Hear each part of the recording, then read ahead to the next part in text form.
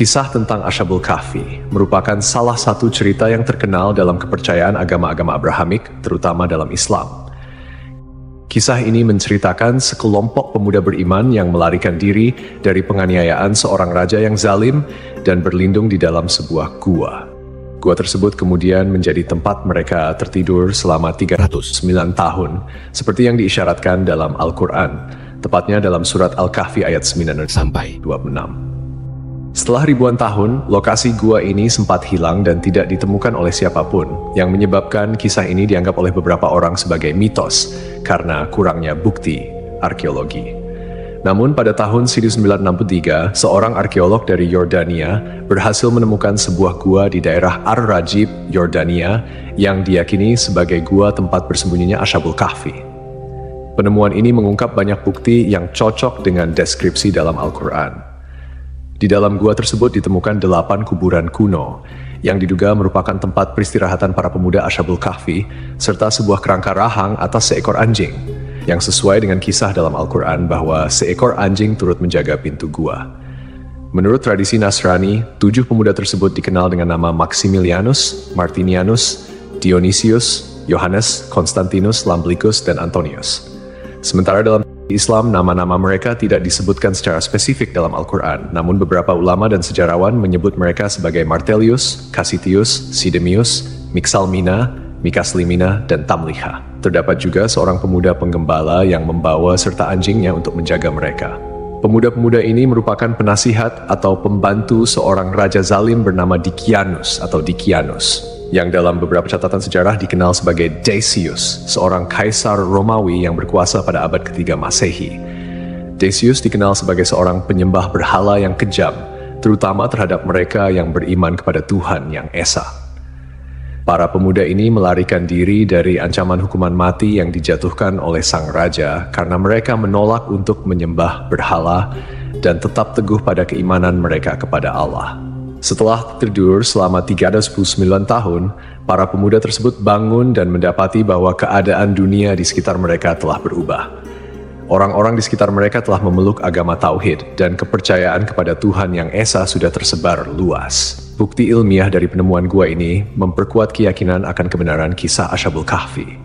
Penemuan arkeologis seperti kuburan kuno dan kerangka anjing di mulut gua sejalan dengan narasi yang terdapat dalam Al-Quran. Selain itu, penemuan ini juga menunjukkan bahwa kisah Ashabul Kahfi bukan sekadar mitos, melainkan sebuah peristiwa sejarah yang nyata, yang tercatat dalam literatur agama dan didukung oleh bukti-bukti fisik.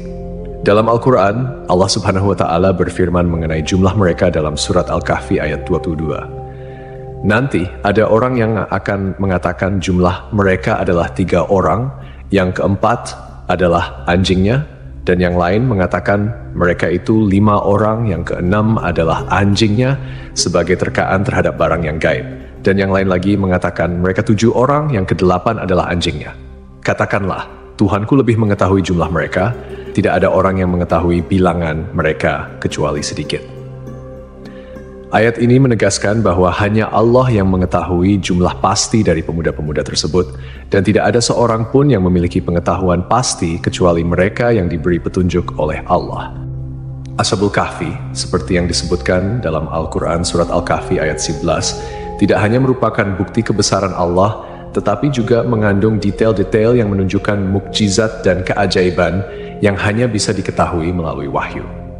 Dalam tafsir Ibnu Katsir, dijelaskan bahwa anjing yang menemani para pemuda tersebut juga ikut tertidur di dalam gua bersama mereka. Allah Subhanahu wa Ta'ala berfirman, "Dan kamu akan melihat matahari ketika terbit, condong dari gua mereka ke sebelah kanan, dan bila matahari terbenam, menjauhi mereka ke sebelah kiri, sedang mereka berada dalam tempat yang luas dalam gua itu." Itu adalah sebagian dari tanda-tanda kebesaran Allah.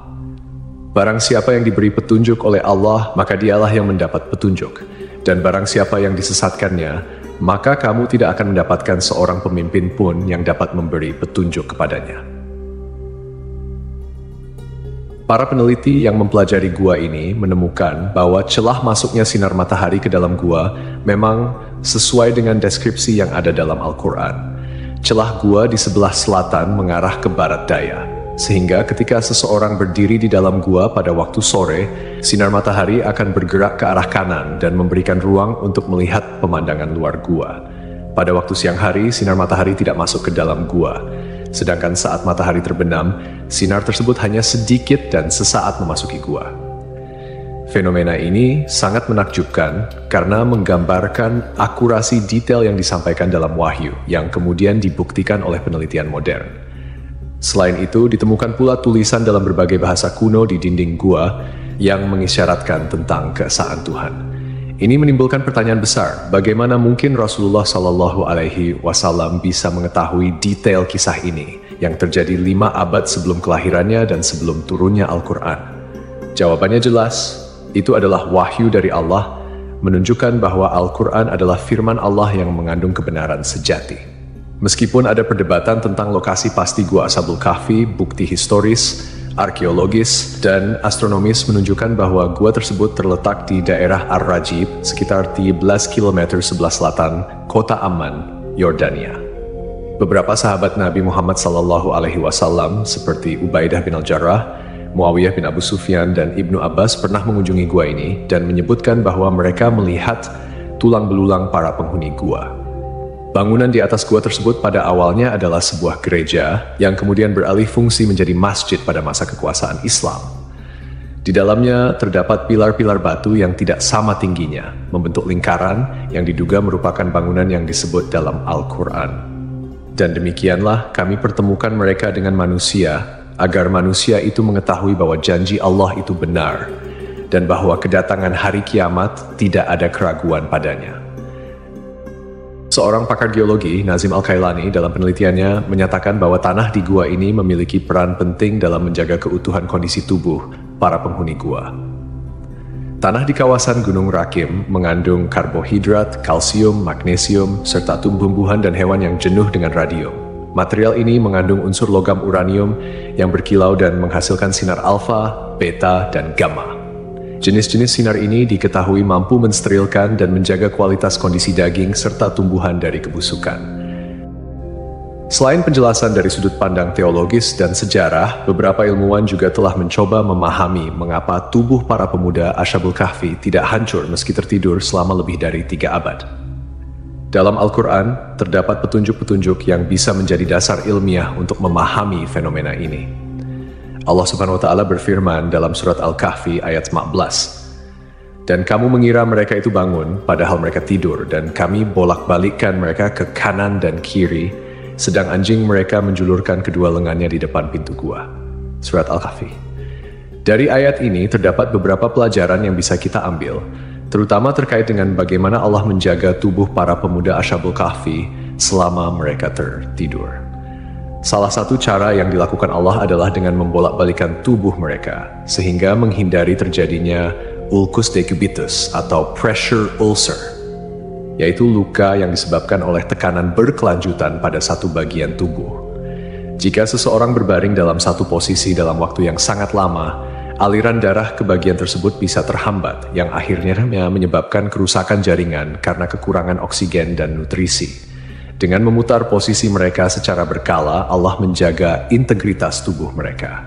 Ibnu Katsir, seorang mufasir terkenal, juga menjelaskan dalam tafsirnya mengenai surat Al-Kahfi ayat 19 bahwa Allah dengan hikmahnya menjaga para pemuda ini dari sinar matahari yang berlebihan. Sinar matahari pagi yang lembut memberikan kehangatan dan sinar yang cukup untuk menjaga kondisi tubuh mereka tanpa menyebabkan kerusakan kulit akibat paparan sinar matahari yang terlalu lama. Ini sesuai dengan pengetahuan medis modern, First, yang menyatakan bahwa paparan sinar ultraviolet dari matahari dalam jumlah yang cukup penting untuk sintesis vitamin D dalam tubuh. Vitamin D berperan penting dalam metabolisme kalsium, yang penting untuk kesehatan tulang, sistem kekebalan tubuh, serta fungsi otot dan saraf. Namun, paparan sinar matahari yang berlebihan bisa merusak kulit dan menyebabkan penyakit.